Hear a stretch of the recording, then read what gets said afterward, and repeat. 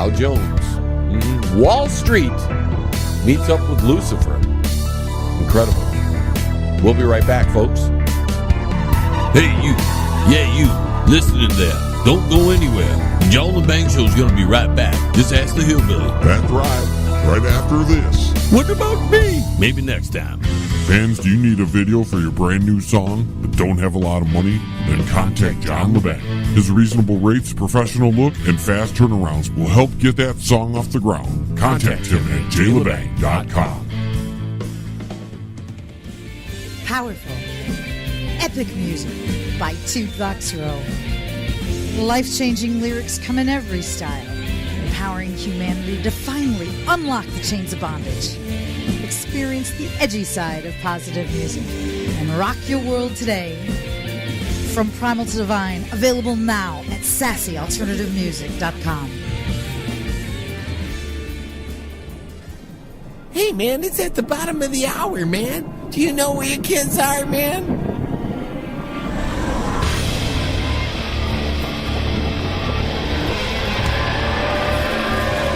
Forces of darkness, the treasonable minds who collaborate must, can, and will be wiped from the face of the earth.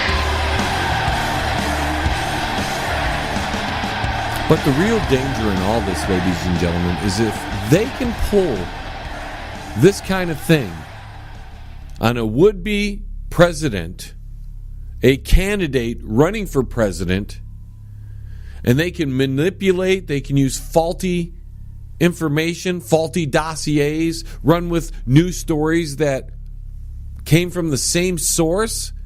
So the news stories were fake news that was generated, by the way, by the Clinton campaign and the DNC. And if the Department of Justice and the FBI can just use faulty information to obtain warrants on somebody like Donald Trump with some kind of political motive, if they can do that to a man like Donald Trump, I'm telling you, ladies and gentlemen, they can do it to you and me. And the only reason we are finding out about this, and we've got to give the Republicans some credit where credit is due, because if they don't do the work, we're never going to find out about this. You see, a little person with just a lawyer, if they're pulling this stuff on you, if they're creating reasons to surveil you, to maybe incriminate you in something, you, me, the average American, we don't have ways to investigate this stuff because this takes lots and lots of money. But because Trump not only was elected president, but he was the head of the Republican Party, there was a little protection for him there. Feel for Mr. Trump. If you're not for the truth, and if you're not wanting to deal with the truth because you're politically motivated as well, then that says a lot about who you are. If they can pull this on Republicans, in the future it can be pulled on Democrats, and it can be pulled on every single one of us Americans. We need to hold a higher standard for the FBI and the Department of Justice. And in my humble opinion, Comey and just about the whole group of people that were in line for bringing this FISA warrant to bear, they should all go to jail. Every single one of them. It needs to be rooted out of government. Because these agencies are supposed to be working for the American people, not for a political agenda. And you want to keep the swamp in place? You know, one of the prime investigators in this committee was Trey Gowdy. And this guy's going to be leaving.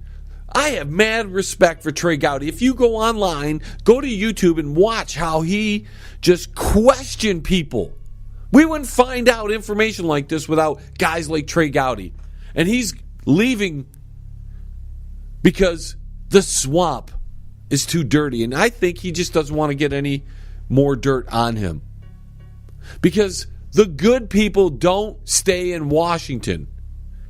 And Trey Gowdy was what we hope Rand Paul was.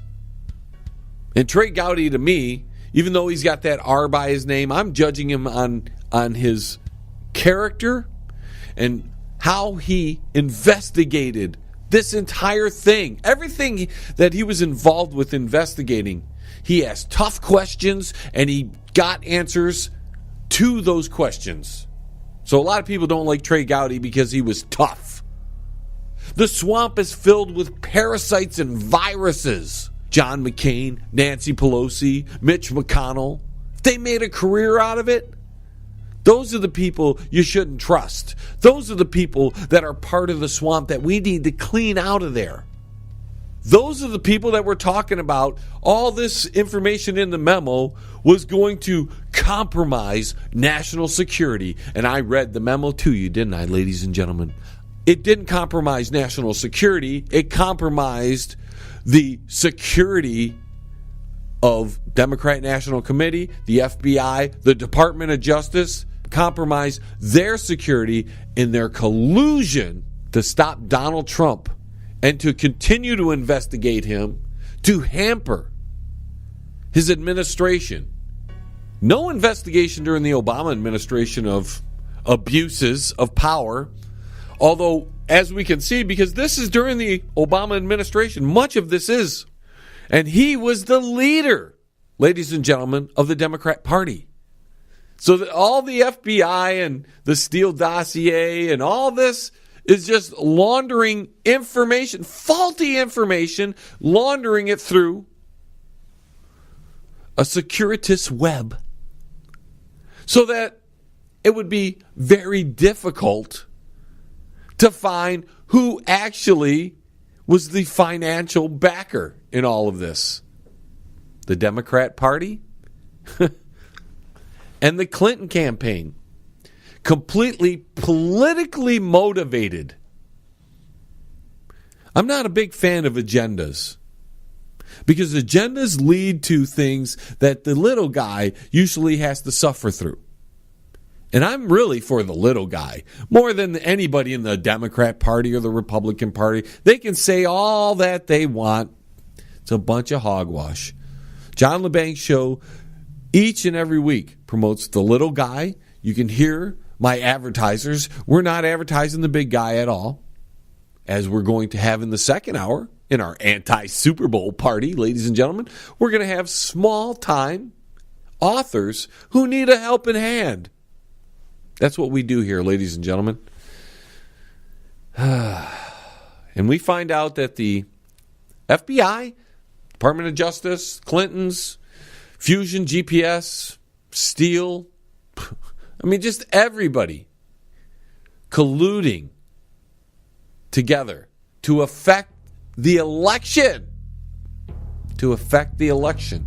All this information is coming out on a Friday on Super Bowl weekend, which means, in my humble opinion, that nobody wanted this to stay in the news cycle very long.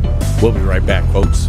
Where do you think you're going? The John Lebang Show will be right back. So grab a beer and a smoke and sit your butt back down. Stay right here. If you are elderly, disabled, receiving SSI or Medicaid, and you have a medical need or require assistance with daily housework, shopping, grooming, medication, you may qualify for housekeeping at no cost. Call now. VIP Home Healthcare, 248-579-3805. VIP Home Healthcare, there when you need them. That's 248-579-3805. You know, if you're getting married soon and you need good entertainment, you need to contact John Lebang. He's got 30 years of experience of wedding entertainment under his belt, and there is no one better and no one cheaper. He's running a special to the end of the year, $500 for your wedding if you book now. Contact John Lebang by email at jlebang@live.com or go to his website. That's www.jlebang.com. Pane in the Glass, commercial and residential window cleaning for a beautiful sparkling shine that's crystal clear. Call Pane in the Glass Window Cleaning. You can find them on Facebook at Pane in the Glass. If you want to contact the John Lebang Show, feel free to send an email to JLebang at live.com. And if you're on Twitter, look him up at John Lebang. And don't forget to go to his Facebook page at The John Lebang Show. Banger. Now here's John. So Mr. Trump had his State of the Union address this week, and it looks like it was pretty well received by the American people.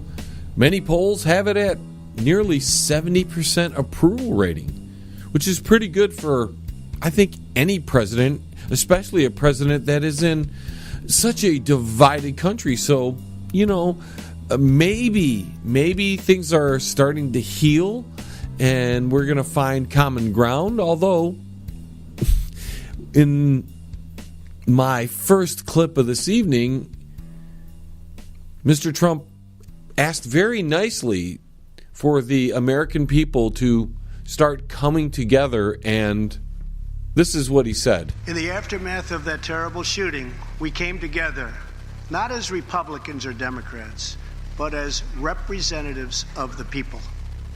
But it is not enough to come together only in times of tragedy. Tonight, I call upon all of us to set aside our differences, to seek out common ground, and to summon the unity we need to deliver for the people. This is really the key. These are the people we were elected to serve.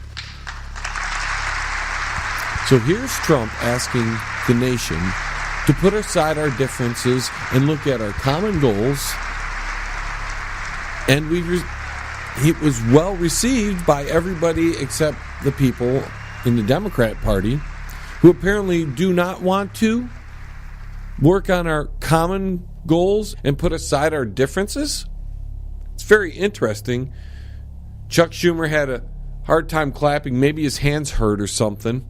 He's clapping very daintily. Nancy Pelosi, which was interesting to watch, she had this lip problem. It was shaking and quivering. I don't know what was happening with Nancy there. I hope she's okay. So let's just hope she's all right. Now, what I'm going to try to focus here on is what he was saying about his accomplishments in this first year of him being president. The speech is incredibly long. It's an hour and 20 minutes or whatever. We do not have enough time to cover everything. So in this first clip, we're going to start talking about, well, the unemployment rate and the economy and all that. Let's take a listen. Since the election, we have created 2.4 million new jobs, including the 2.4 million new jobs. That seems to be an accurate number. But listen to what he says next, and he is touting this as an accomplishment. Including 200,000 new jobs in manufacturing alone. Tremendous number. So 200,000 new jobs in manufacturing. That's great and all, but that still leaves 2.2 million jobs, more like how they were being created during the Obama administration. And that's primarily part-time work. I know at the place I have to work at as a part-time employee, sure, we've seen an increase in the amount of employees working for us. We've gone from 4 to 7. So we've almost doubled the amount of employees. Yet none of the new employees are full-time. They're all part-timers. They're also making as much as myself, yet they have no experience in the industry, yet I have 30 years of experience. They're also, which might interest the women out there, all three of them are female. So we've hired 3 new females at our location, which nearly doubled the staff. All of them make the same wages as somebody who's been in the business for 30 years, yet none of them had any experience in the business. I would think that's doing pretty well for the female unemployment rate. Let's continue. After years and years of wage stagnation, we are finally seeing rising wages. Are we finally seeing rising wages? Maybe the new hires are getting more than the new hires of 2-3 years ago, but the people that are currently employed